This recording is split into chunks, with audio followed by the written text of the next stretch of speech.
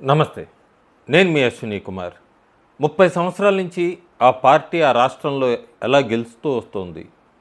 ఏ ఎన్నికలు జరిగినా లోకల్‌గా అసెంబ్లీ ఎన్నికలు జరిగినా, లోక్‌సభ స్థానాలకు సంబంధించి ఆ పార్టీని ఎందుకు ఓడించలేకపోతున్నాం. ఈసారి ఖచ్చితంగా ఆ రాష్ట్రంలో మేము అడుగు పెడతాం. ప్రతిపక్ష నాయకుడు రాహుల్ గాంధీ అట్లాగే మీతో కాకపోతే చెప్పండి మా పార్టీ అంటూ ఆమ్ ఆద్మీ పార్టీ కూడా రంగంలోకి దిగారు. ఆ రాష్ట్రం సాక్షాత్తు భారతదేశ ప్రధానమంత్రి నరేంద్ర మోడీ రాష్ట్రం గుజరాత్ రాష్ట్రం. గుజరాత్ రాష్ట్రంలో మున్సిపల్ ఎన్నికలు ఇవన్నీ జరిగినాయి. ఫలితాలు వచ్చే ముందే మనీష్ సిసోడియా లాంటి వాళ్ళందరూ ఆమ్ ఆద్మీ పార్టీ సునామీ వస్తుంది సూరత్ దగ్గర నుంచి అంటూ, రాహుల్ గాంధీ అయితే గుజరాత్లో మేము ఇంకా రాసి పెట్టుకోండి, మేము గుజరాత్లో గెలవబోతున్నాం అంటూ ప్రతిపక్ష నాయకుడిగా ఆయన తొలి స్పీచ్లో ఆయన మాట్లాడడం, ఇదంతా కూడా చాలామంది నిజంగానే గుజరాత్లో ఏమన్నా మార్పు వచ్చిందా అని చూశారు. అందులో ఈసారి బీజేపీ స్థానాలు కూడా ఎలాంటి వాళ్ళకి ఇచ్చిందంటే, బీజేపీ మెహసానా ఆఫీసులో గత 28 సంవత్సరాలుగా టీ టీ పెట్టి అక్కడ పార్టీ ఆఫీసులో అందరికీ ఇచ్చే వ్యక్తి, అతన్ని కూడా గుర్తించి అతన్ని రమేష్ భాయ్ భీల్ ట్రైబల్ కమ్యూనిటీ నుంచి వచ్చిన వ్యక్తి, అతనికి కూడా కౌన్సిలర్గా నామినేషన్ వేయించింది. అతను వార్డు 13 మెహసానా మున్సిపల్ కార్పొరేషన్ నుంచి గెలిచాడు. అలాంటి వాళ్ళకి టికెట్ ఇవ్వటం కూడా ఒక బీజేపీ పార్టీలోనే సాధ్యం. ఇంకా పూర్తిగా గుజరాత్వి మున్సిపల్ కార్పొరేషన్స్ 15కి 15 బీజేపీ స్వీప్ చేసింది. పూర్తి ఆమ్ ఆద్మీ పార్టీని పక్కకి నెట్టేశారు. అవంతా కూడా ఆ శబ్దాలంతా ఊరికే సౌండే, వాటితో ప్రయోజనం లేదని గుజరాత్ ఓటర్స్ గ్రహించారు. పూర్తిగా పక్కకి పెట్టేశారు.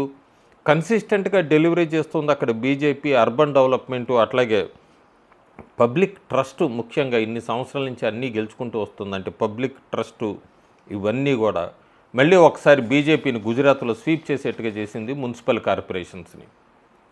ఇక మనం చూస్తే ఒకసారి ప్రతిపక్ష నాయకుడిగా రాహుల్ గాంధీ ఎన్నికయ్యాక ఆయన లోక్సభలో మొట్టమొదటి స్పీచ్ ఇందాక నేను చెప్పినట్టే, లిక్కే లేలో గుజరాత్లో మిమ్మల్ని ఓడిస్తాం అంటూ ఆయన 2 చేతులు పట్టుకొని ఒక ఎరగంటగా స్పీచ్ ఒకటి ఇచ్చాడు ఆయన. ఆ 2 ఏళ్ల తర్వాత ఈ స్థానిక ఎన్నికల్లో ప్రస్తుతం మనం ఫలితాలు చూస్తే బీజేపీ మున్సిపల్ కార్పొరేషన్స్ గుజరాత్లో 59%, కాంగ్రెస్ 27%, ఆమ్ ఆద్మీ పార్టీ 10% ఓట్లు సాధించాయి.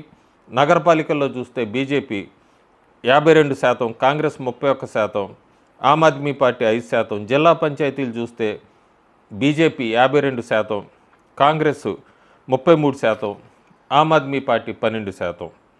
రాహుల్ గాంధీ ఎల్ఓపి అయ్యాక కాంగ్రెస్ ఓటు సగటున 31.2%కి పడిపోయింది. 2021లో అది 30% ఉండేది. కాంగ్రెస్ పతనం రాహుల్ గాంధీ నాయకత్వం తీసుకున్న తర్వాత మరింత తీవ్రంగా ఉంది. 2024లో లోక్సభలో 99 సీట్లు సాధించగానే కాంగ్రెస్ సంబరాలు చేసుకున్నారు. ఆ తర్వాత చూస్తే మనం హర్యానాలో 90 అసెంబ్లీ స్థానాల్లో 37, మహారాష్ట్రలో 288కి 16, జార్ఖండ్లో 16 స్థానాలే, జమ్మూ కాశ్మీర్లో 90కి 6, ఢిల్లీలో 0, బీహార్లో 6, 243కి. ఇప్పుడు మే 4న 5 రాష్ట్రాల ఎన్నికలు కూడా ఫలితాలు రాబోతున్నాయి.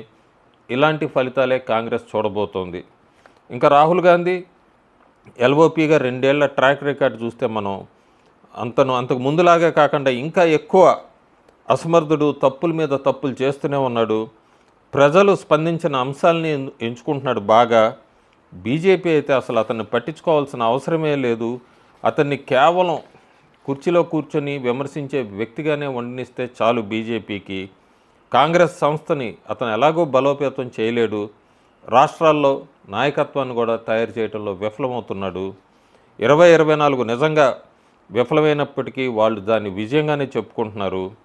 అతను బీజేపీ యంత్రాంగానికి ఎలాంటి బెదిరింపు కాదు. రాహుల్ గాంధీ పూర్తిగా అయిపోయాడు. బీజేపీ అతన్ని గంభీరంగా తీసుకుంటే ఇంకా మానేయటం చాలు. ఎందుకంటే రాహుల్ గాంధీ గేమ్ ఫినిష్డ్ అని చెప్పచ్చు.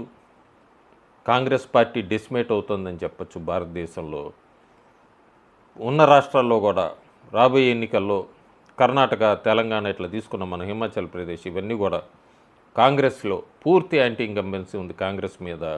రాబోయే రోజుల్లో రాహుల్ గాంధీని ఎంత తక్కువ చూస్తే బీజేపీకి అంత ప్లస్. Thank you.